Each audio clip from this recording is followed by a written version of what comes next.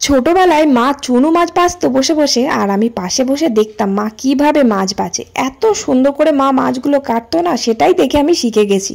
আমার মাও যেমন চুনো মাছ খেতে ভীষণ ভালোবাসতো, আর আমিও খুব ভালোবাসি। তাই জন্য আর কি আজকে চুনো মাছটা নিয়েছি। আর পাঁচমিশালি গঙ্গার মাছ ভীষণ ভালো। আর মোরলা মাছের পেটে এতগুলো করে ডিম রয়েছে না, তাই মাছটা খুব সাবধানে বাছলাম।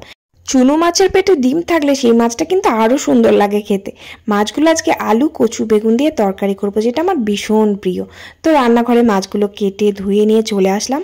আর ভাত হয়ে গেছে, ভাতটা নামিয়ে দিয়েছি। তারপরে এই যে বেগুনি ভাজলাম কয়েকটা, গরম গরম জলখাবারে খাওয়ার জন্য।